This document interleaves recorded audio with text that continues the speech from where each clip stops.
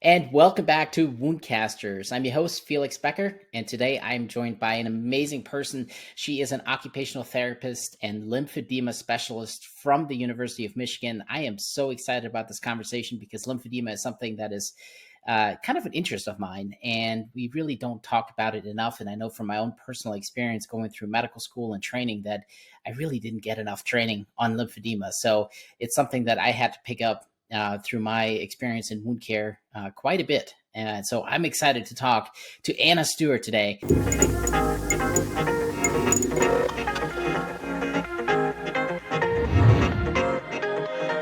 Anna, welcome to Woundcasters. How are you doing? I'm doing great. Thank you for asking, and thank you for having me here today. Lymphedema is something I'm passionate about, so I'm always happy to talk about it. And yeah, it's just a great field to be in right now. Absolutely. And I think lymphedema is one of the things, and we'll I'm sure we'll talk about this in a little bit, is something that is under recognized. I think most people don't know lymphedema when they're staring at it, especially in those early stages. I mean, by the time you get to elephantitis, I would like to think that everybody can diagnose lymphedema, but especially in those early stages, when it's just minimal swelling, I feel like it is underappreciated and under recognized by most people. And that is, I think, really just a fault of our medical education system in the lack of training we all receive on lymphedema, especially the primary lymphedemas. I mean, there's a lot of talk on secondary lymphedemas from cancer, for example, but on the primary lymphedemas, we really don't talk too much about it. So what I want to know is, how did you get interested in lymphedema? How did that come about? Because OTs like you, who are lymphedema specialists, are so rare to find. It's such a gem to have you on the show as a result of that. So, what was your journey like? How did you get interested in lymphedema? So I wish I could say that, a lot of people have great stories about, they had a family member, they went through something, and it drove them with this passion to care for people with the condition. But what happened in my journey was I was a massage therapist first. So I was trained in massage therapy. And interestingly, massage therapists do learn lymphatic massages. And so a lot of our base knowledge about how, working with the lymphatic system is with this massage community. And so I had my introduction to lymphedema with my massage education that came before my occupational therapy education. And so then, as an occupational therapist, looking back, I saw patients with lymphedema and I didn't know that they had lymphedema. And so remembering these patients and knowing that they should have been treated a different way than what they were being treated at the time, gives me this lens that, now that I am a lymphedema therapist, that how important it is for us as therapists. Doctors get kind of this bad reputation of, you didn't get enough education in medical school. The doctors can't recognize it. But what about the therapists? Our therapists are not recognizing it either. And so it's not just, the doctors that need this education, it's the people that work day with these people in rehab that also need to recognize these signs so we can help these individuals that have lymphedema. Because as you know, the earlier we treat it, the better the outcomes are. We need to start recognizing lymphedema early so it doesn't continue to progress, where we get the fibrosis, where we get those skin changes, where we get wounds. And, because that's the world that we live in, is we get the patients that have wounds already. So they're already late in disease process. They've had it Right. for a while. They didn't know that they had it. They never wore compression. Sometimes they were even told that they can't wear compression. And then they have these horrible wounds that aren't healing. And then it becomes an uphill battle to try to help them, improve their quality of life again. And so it is a huge problem. It is so under-recognized that we need many more people being able to see lymphedema when it's early and know what we can do for interventions so it doesn't continue to progress. And so, Yeah. No, and and I get, I agree with you. so let me go. So, Yeah. No, go as an ahead. OT, I was working in home care at the time, and they needed a lymphedema therapist. So the hospital system itself recognized the need for these patients that were being referred with lymphedema. And so I was fortunate enough to have the hospital sponsor my training. And so this is another part of my soapbox is more systems, more hospitals and places that employ therapists, nurse practitioners, PAs, like people that are interested in lymphedema, we need that support to go through the training because it's expensive, it's time intensive. A lot of people don't have time to do it. Or, in the beginning, the front load, like we need to have this in our education early on. So that is, so I was able to be trained, and then I started in home care, and then after a little while, I ended up at U of M at the wound clinic. What I wanted to say was, I agree with you that it's the medical education spectrum. Now, I commented from a medical doctor background, so I can't speak for the nursing education or the OT education, but I definitely see that there is a lack of education happening as an outsider. But I'm just not an insider into those worlds. But one of the things I wanted to ask you about was your background in massage therapy. And the reason I'm asking is the few OTs that have lymphedema education, that call themselves lymphedema specialists, that do manual lymphatic drainage, they're very quick to point out that what we're doing is not massage, but lymphedema treatment. And so I wanted to clarify that when you talk about massage therapy, you're talking about like Swedish massages or stone massages or that kind of deeper muscle fascial release kind of massage, and not the lymphatic drainage that we're talking about in the lymphedema world. Is that right? It is right. And words are important. And this is a controversial area because I do recognize that the massage therapy community has historically been the ones to do lymphatic massages. And so there is deep respect there for all that they have done and what they are able to do. I value my massage training because I worked as a massage therapist for 7 years while I was putting myself through school. And there is value in being able to touch as many bodies as I have and learn what feels normal, what is not normal. And when you have your hands on tissues that many hours, that is where skill comes in. And so I kind of have a little bias here too, like when you're occupational therapist or a physical therapist that doesn't have any background in manual techniques, and you learn this manual lymphatic drainage, it is like you get taught a sequence, okay? And that sequence is very powerful. And it is the intention of manual lymphatic drainage is to create anastomoses or to redirect lymph flow around an area of, where your lymphatic system is not working effectively. But when we work with those with chronic venous insufficiency, there's not necessarily there's a mechanic dysfunction, but it's global. So we don't have to reroute anything for somebody with chronic venous insufficiency. But somebody after like a mastectomy with lymph node dissection, and they they have all the scar tissue and radiation disruption in their lymphatic system, that part needs to be rerouted.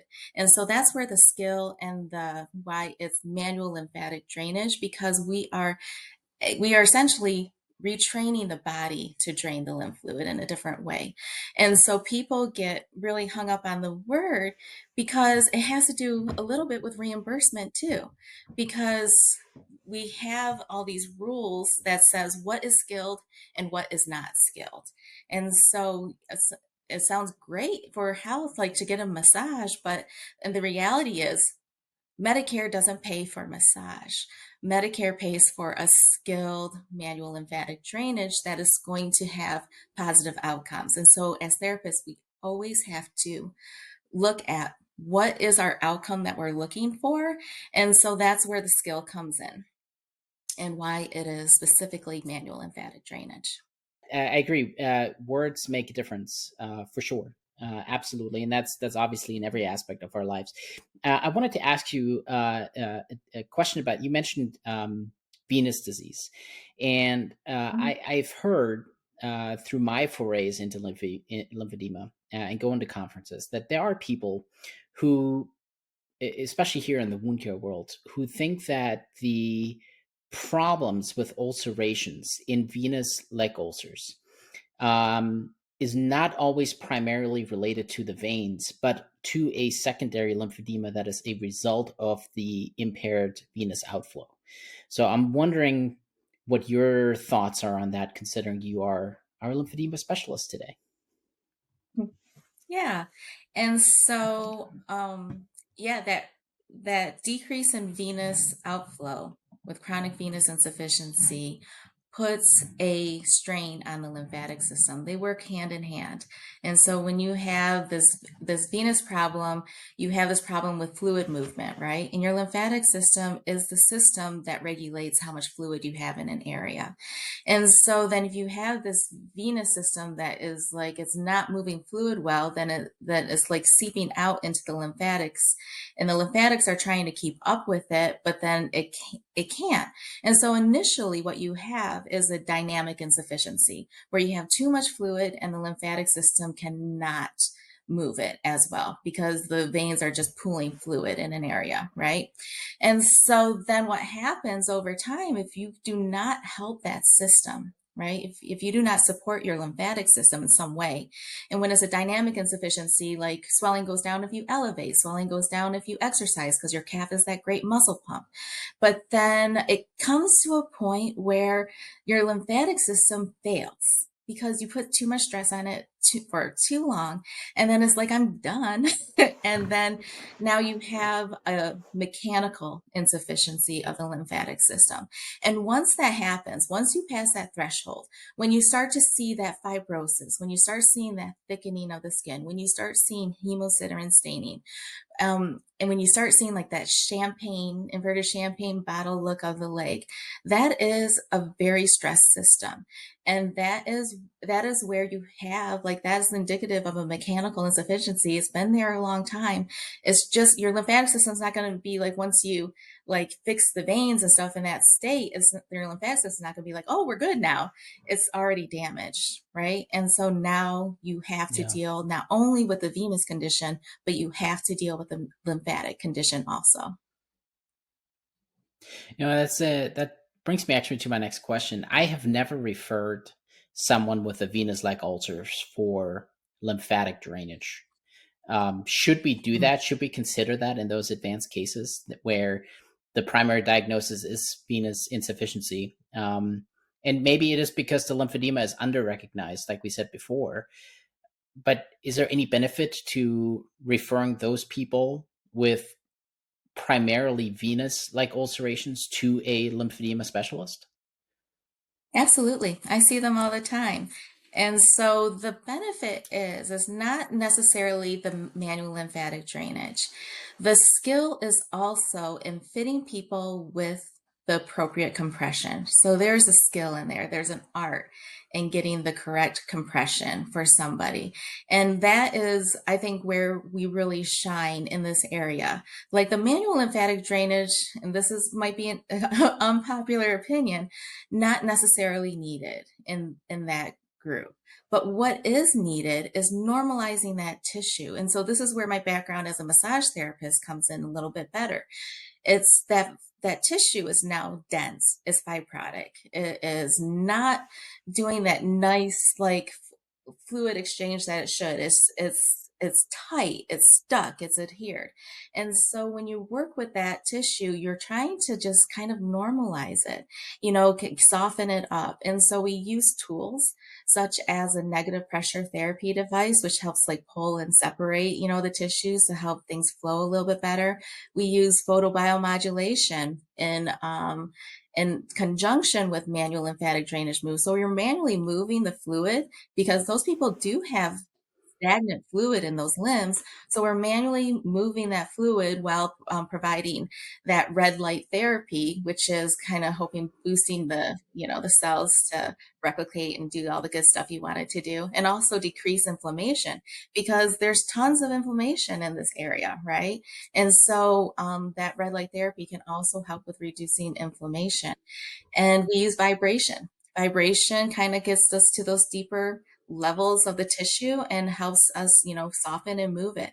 And so while not traditionally like the manual lymphatic drainage, these are the tools and the methods that we have available to us to help these people with these venous ulcers. You threw out a bunch of interesting things there. I wanted to talk about compression, but I feel like we first have to talk about photobiomodulation and vibration therapy. What does that look like? So let's talk about photobiomodulation. What does that look like in clinical practice? You mentioned red light therapy. Is that the same thing? And if so, how does it work? How is it done? What does it do? So photobiomodulation is the technical term.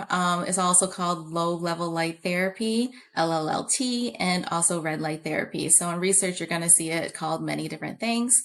But it basically is like an LED head.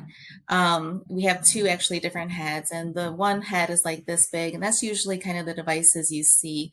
Some are a handheld device, some have like a stationary kind of, um, you know, brain, if you will. And so then you just put it on an area. You have your settings that you use, and it's usually 1 minute or 30 seconds, depending on which frequency you're using for each area. And then you go by the size of your head, like to address like the whole limb area to improve. It's supposed to like stimulate ATP production and decrease, you know, the chemicals that promote inflammation. And so it does like amazing things, but it feels like nothing. And so the person receiving the therapy, you just feel like the head on your limb, and it should feel like nothing because there's no light, there's no heat coming off of it. It's just this red light. And how often do you do this? So it's very challenging in our healthcare world to provide the level of treatment we would like to provide. So I need to start there.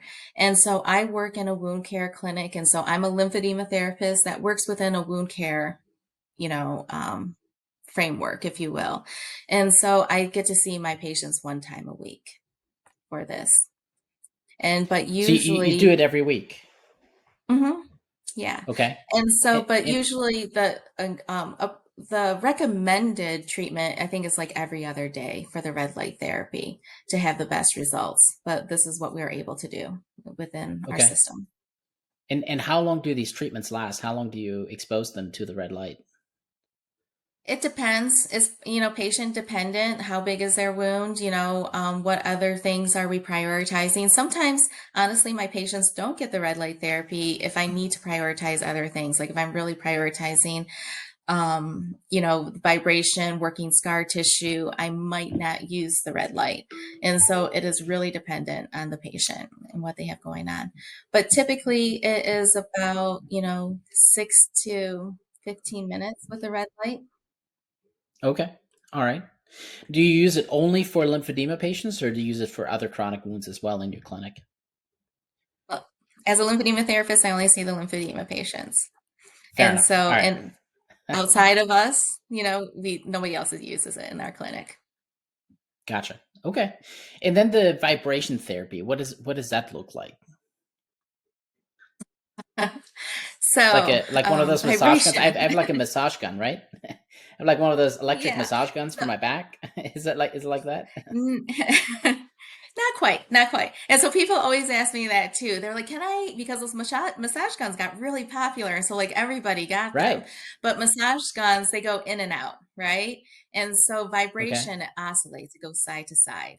And so Oh, that's okay. kind of what we need is that side to side movement. And so what it does is it actually, like, if you're working with someone with lymphedema, like you can put your hand like next to the vibration tool and you just can hold it and you can feel like the softening happening like underneath your fingers.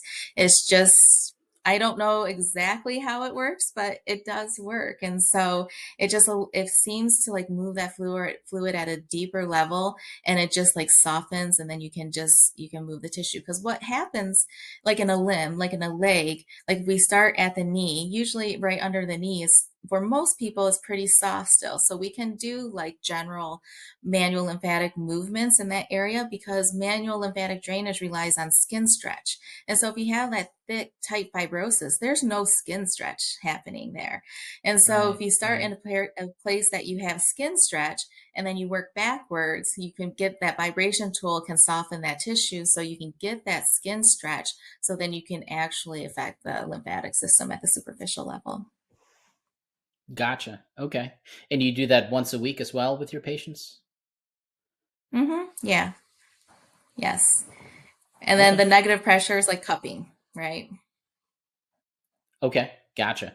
That was actually my last question here is what do you mean by negative pressure? Because negative pressure in the wound care world means something somewhat different Yeah, something with the wound different. vac, right? Yeah, not the Yeah. wound vac, not the wound vac, but yeah, actually, like there's different machines out there that are vacuum assisted negative pressure therapy, and so we have different size cups depending on the area you're treating, and it just sucks up the tissue right into it, kind of like the vibration, but opposite. Instead of like pushing in, it's pulling up, softens the tissue, so then you can move it better. Okay. So you do the photobiomodulation, you do the vibration therapy, you do the negative pressure therapy with the cupping type, and then after that you do manual lymphatic drainage, and then you put the patient into compression. Is that sort of the sequence of It's events? all, no, the sequence depends on the patient. I might not use any tools. It again, patient dependent, dependent on my goals for the day. So, but manual lymphatic drainage is done at the same time as the tools are being used because that is how Oh, okay. we bill, right? So it is manual lymphatic drainage in conjunction with use of a tool. And but we're doing manual lymphatic drainage the entire time. And then at the end of the treatment, depending again on the patient and the wound, we apply compression in some way for most of our patients, um, and and it kind of depends on. This is also a very challenging situation because as a lymphedema therapist, our gold standard is short stretch bandaging, right? I want to put my people in short stretch bandages. However, there are a lot of social factors that come into play, especially with people with wounds and the amount of assist that they need to get everything done, that sometimes we put them in something that only we apply. And when we see somebody one time a week, short stretch bandages are not a one time a week bandaging. It has to be replaced at least every 48 hours. So we use sometimes the like 2-layer wraps or Unaboot or something else for compression. But yeah, all of our people generally go in compression unless there's some reason, like some of our people, like we still try to put them in something, but it's very kind of like some of our people that we see, it's really it can be a very big challenge to get them into something that's safe. Yeah. And I think you make a good point with the short stretch bandages. That's been one of my frustrations working in clinics is lack of access to good short stretch bandages. Long stretch bandages like ACE wraps are universally available. They're everywhere. You can't get enough of them, but they really are not as effective for the purposes that we're talking about. So, um, how do we get people to recognize what the difference is between a short stretch and a long stretch bandage so they can make better decisions for the treatment of their patients? Yeah, that's really tough, because as much as we try to educate in our department, it is partly access, right? What do you have available to you that you can use? And if you don't have short stretch bandages in your clinic, if your administrators don't believe in the value of having them on site, then, how are you supposed to use them? And so I strongly believe that you need to get all stakeholders involved in making these decisions. And sometimes, it takes time, but to really continue to push for getting the correct, items, tools, treatments that we need to help our patients. But I even like I have small battles, in my clinic where I ask for, the 10-meter short stretch bandages, which are needed for somebody that has a very large limb. Is not often needed, but sometimes, like if we have a really big limb, that 5-meter isn't going to do it. But because they're so expensive, they don't want to carry them in clinic. And so it's not necessarily the providers that don't want to use them, but the people that are in control of what supplies you have in clinic. Mm, And so I really believe that, you know, we need to be able to make good arguments about why these are needed, how people get better faster, and just the value of, how in the long run we actually save money by doing the right thing the first time. right. And No, it's not absolutely. about the No doubt money, about it. but that's what their goals is. So we have to talk their language, and it's very frustrating to me about that. But but it's all about the patient experience. What can they do? What can we ask them to do? What can we, um, you know, how how can we make this easier for them? Because short stretch bandages are very challenging. They're very expensive. And so if we ask even our patients to, okay, can you buy these? Because there's some places that do ask their patients to buy all their bandages. Um, can you do this? Can you do this every 40 hours? Can you wash these every 48 hours? And so when we're dealing with wounds, a traditional lymphedema patient, absolutely. But when you're dealing with wounds, we have this whole other thing on top of it that they need to take care of, right? And so how much can Right. we ask them to do for them to be successful?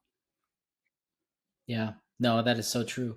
So, but speaking of compression, how do we do compression right? How do we make compression better? What are the common shortfalls that you see as the specialist when other people apply Mhm. compression? I mean, we already talked about ACE bandages, right? But Yeah. what are some pitfalls that you see, and some tips and tricks that we can all take away from you on how to do compression better? Yeah. So the biggest mistake I see is forgetting the law of Laplace. Do you know what the law of Laplace is? I I do, but enlighten us since we're on the show. Tell us more about Yeah. that. What it means for lymphedema. So for lymphedema, we need a gradient compression. So we need to support our lymphatics to move the fluid up a limb, right?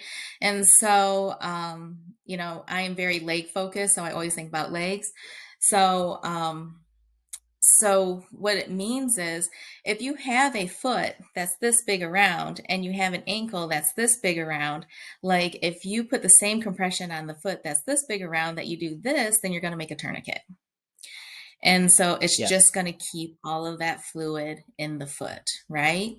And so you need to make sure that and when we work with wound dressings, this is again a really big challenge, is you have like these ABD pads or super absorber pads, and you have them maybe on one side of the leg. And so then you have this place that is sticking out more than the other side. You have to have a balance. You can't, if you don't give it a balance, then it's going to have more pressure on one side than the other. And it might not have the outcome that you want, So you need to learn how to shape the limb in a way that you're going to have that gradient compression, especially if you're using something that doesn't have as many layers as a short stretch system. And so we use a traditional short stretch lower leg system, has 5 bandages and 3 start on the foot. And this is done that way for a reason, because we need to create that gradient compression. And that is something that is not done typically, like in our wound care world. Like people can't tolerate it. They're like, well, then I can't fit into my shoe. I can't I can't walk. And there's a lot of barriers to being able to do that, but you have to still try your best to get that correct gradient compression. And the other place I see where we tourniquet is right under the knee. There's a soft section for a lot of people right underneath the Hmm. knee. And so if you actually still have a calf, for some other people don't, but you have a calf and it comes up and your biggest, widest part is right before and goes in at the knee, if you bandage this the same that you bandage this, then you just made a tourniquet there at your knee too. Right. And Right. so I see that a lot. I see a lot of improperly applied bandages, not shaping correctly, and using foam. Okay, foam. If you use a foam piece for dressing, that's going to provide extra compression in that area. So you need to be aware that that is what it is doing. Sometimes you want it to do that, but if that's not your intention, you need to be aware that that's going to create an extra compression area. And so sometimes we have these 4x4 pads and some people cut it down to just cover the area. Well, you're just going to make like a pressure point right there. And that is not generally what you want to do. And so you want to keep the pad as big as you can so it displaces that pressure over a larger area. So those are the big things I Yeah. think I see like in wound care is just not really getting that gradient compression correct. And it's complicated. It's challenging. No, absolutely. And getting that gradient with the higher pressures distally and the lower pressures more proximally so that fluid can flow upwards in the leg, that takes some Mhm. expertise, it takes finesse, that takes practice and experience that you really only get by doing it over and over and over and over again and making mistakes along the way even and maybe creating a Yeah. tourniquet here and there to learn, okay, I can't do this again next time this way. I have to find a different way. The one piece of the body that we really haven't talked about that I know has always been a challenge in the clinics I've worked at are the toes. How do you deal with compression on the toes? Yes. Oh, toes are tough. So, toes for a traditional lymphedema bandage, we use 2-inch conforming gauze, folded in half to make it more of a 1-inch, but then you have better, coverage faster.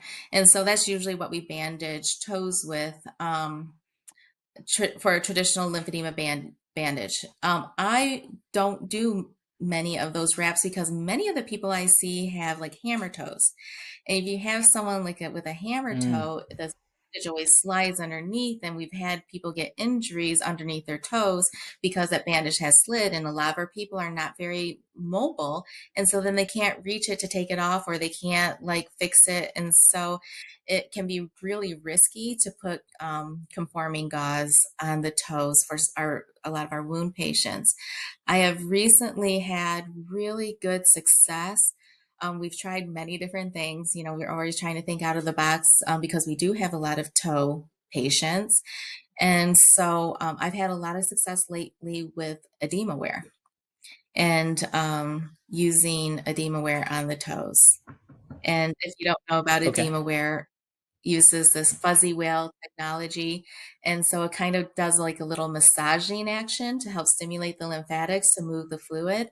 And it typically has about, they say, I think it's about 15 millimeters of mercury compression. And if it's sized appropriately for the area that you're using. And it's just like amazing. It has to be in contact with the skin though to do its best job. So if you have like a big like ABD pad and then you try to put edema wear over it, it's not going to work. It needs to have that contact with the skin. So a lot of our times we have people that have toe wounds, and we do a traditional bandage, and we try to get to the point where then we can have more access to skin, and then we can incorporate more of the management of the edema. It's again, it can be really challenging. We do introduce it early too, like over the bandages. It's just not as effective as when it comes in contact with the skin.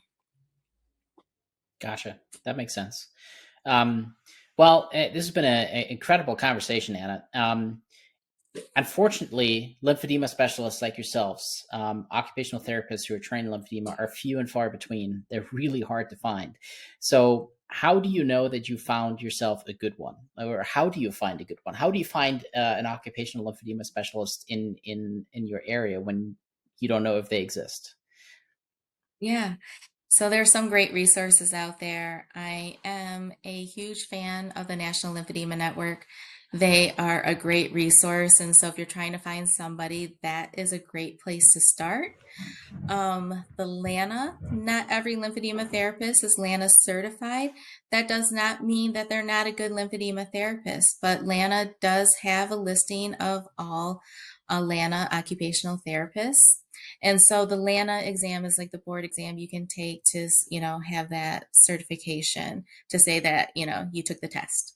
But again, there are so many barriers to becoming a lymphedema therapist, and the cost is like prohibitive for a lot of people. So again, if they're not LANA certified, doesn't mean that they're not excellent. And word of mouth, like people do talk. And so I think that social media, there's lots of boards for like lymphedema support groups and stuff like that, and people are talking. And so if you can reach out to them, sometimes people will say, hey, I live in this area and this is who I know is good. And so using those social networks to try to find people, I think, is always a good idea too. Yeah, no, that is so true. So, as we're winding down, I have to ask you, what's your biggest pet peeve in the lymphedema care of our wound care patients? What really grinds your gears? Oh, what really grinds me is when a when a patient, there's so many things, but when a patient comes in and tells me that their doctor told them that they can't wear compression, Yes, that is yes, that that is a hard barrier for me to get over, because the reality is there is such an art to compression. And if you're a doctor and you tell your patient, oh, just go out and get compression socks, you're setting them up for failure. There's so many different types of compression. There's different levels. It's hard to understand. There's different sizing. And if you ever have a bad experience with compression, you're never going to want to use it again. And so you really need to be fit correctly, and compression works and is one of the best things that we have, especially for wound healing. It is like a miracle thing. And so I love compression. um, I know it's very hard to get some people into compression, but with the right tools, because we have donning and doffing aids, and we have all these like great textiles with the custom garments. Like a lot of doctors don't even know that there's custom garments out there, and it's a completely different fabric than what you can get at the store. And they have so many different options we can fit for anybody. And so it is, that is one of the I think the biggest thing that, because I am a therapist, and uh, when a doctor says something, they trump me, and so in the patient's eyes. And so I hope that there's more people that understand lymphedema and wounds and the importance of compression in this patient population, because there's so many people out there and they don't even know that they have it, and just wearing yeah. compression could help. No, I agree. Good compression makes all the difference in the world for these patients, and doing it right and doing it well is really what we all need to learn how to do. So let's focus on one last question that is a little bit more upbeat. But in the world of wound care and lymphedema treatment, what's sort of the next up and coming thing? What are you most excited about that's going to be happening here in the next 5 to 10 years in the care for our patients? Wow. Okay. I'm very excited about people just like knowing more about lymphedema. Like I think it's becoming like more known. Like people are starting to talk about it. We're starting to get better research. And I really am so hopeful of new research coming out, because, when we talk about gaps in knowledge and gaps in research, the lymphedema world is wide open. We need to know so much more. And so for the future, I am very excited about there's so many amazing people doing amazing things in research right now. And I'm just like so excited for people to finally like get on board to caring about the lymphatic system. And so I think that is the biggest thing. Yeah, I couldn't agree more. That is awesome. Well, listen, thank you for taking the time today to speak to us here on Woundcasters about lymphedema and all the treatments that you do. It's been an absolutely wonderful conversation. I hope people get a ton of value out of all of this. So, thank you for being here today. Thank you for having me. Absolutely. And with all that, thank you again for joining us on Woundcasters by Wound Care today. If there are any particular topics you want to hear about or guests you would like to see on the show, reach out and contact us.